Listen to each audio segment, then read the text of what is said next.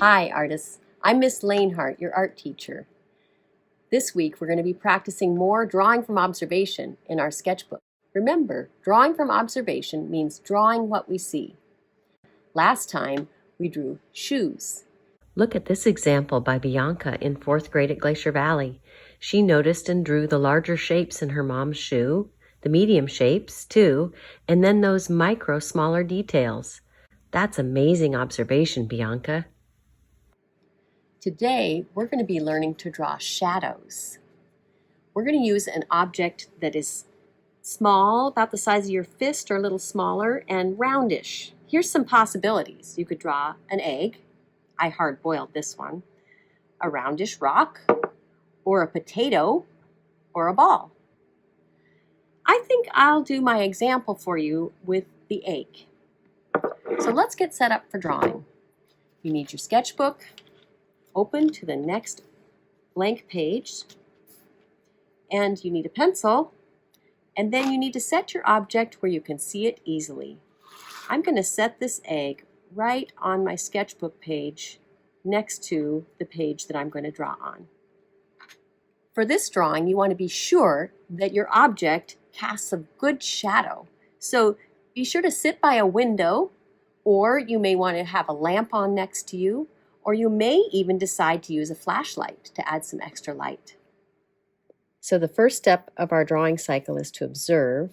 I'm setting my egg next to the page that I'm going to draw it on. And see, I'm a little worried about it rolling away. And since it's a hard-boiled egg, I think I'll just give it a little thwack and it'll sit there a little better. Now, don't do that if yours is a raw egg, of course.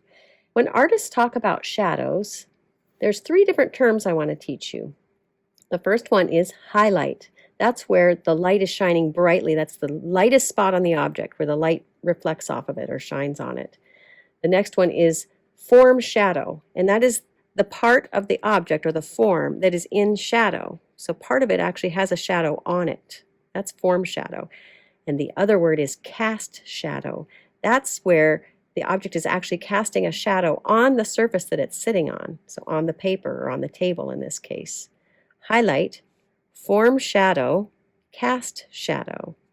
Now if you're drawing a ball or a potato or a rock, you'll see that those same 3 things apply. You've got the highlight, the bright area or light area over here, the form shadow, the part of the ball that is shaded or shadow, has a shadow on it, and then the cast shadow, where the ball casts a shadow onto the paper. To get started, you want to draw the basic shape. So I'm going to kind of feel this in the air first before I touch down and draw it. I'm not going to worry about it being perfect. I'm going to use kind of whisper lines first, maybe go around and around a little bit, and then kind of sketch a little more of a point at this end. So you can kind of use these sketchy whisper lines to get it how you want it. It helps especially when you're doing something round to do that. And then erase the lines you don't want and kind of darken the lines that you do.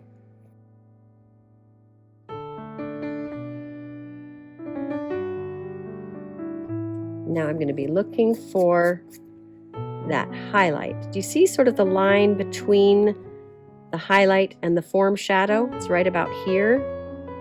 That's the first line I'm going to be drawing.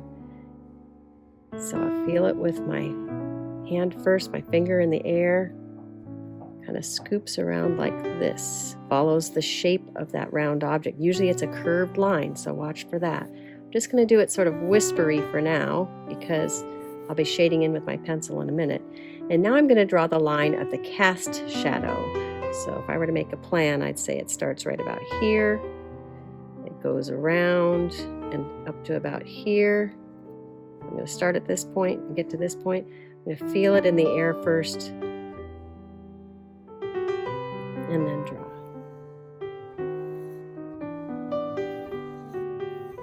Again, kind of whisper lines, sort of sketch it, and then erase the ones you don't want. Now I'm ready to add some value with my pencil so that they really look like shadows. So I'm going to, just using the side of my pencil, lightly shade this in, the form shadow.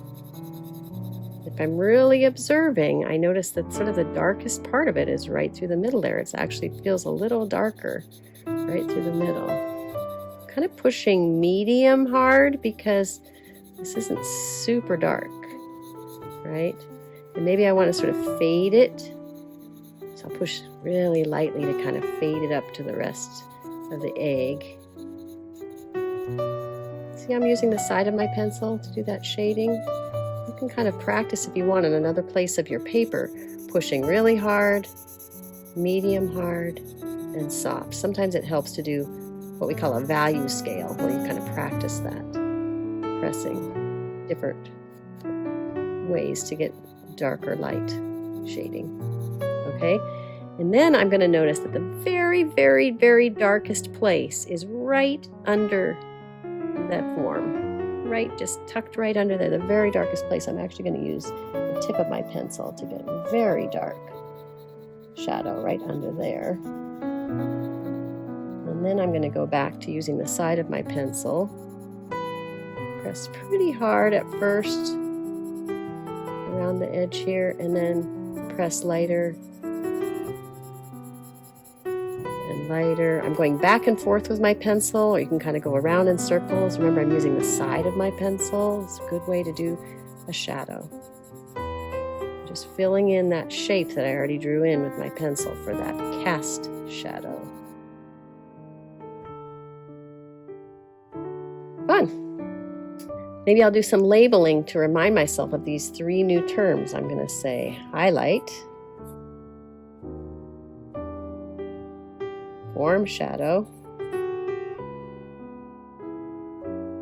cast shadow, egg.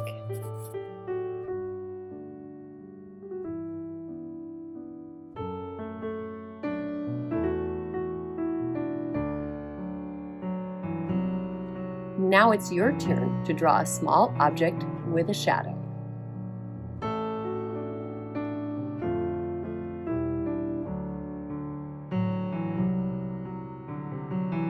Good job, artists. Gunash for drawing with me today. This week, you can look around for more shadows and draw from observation in your sketchbook. Happy drawing!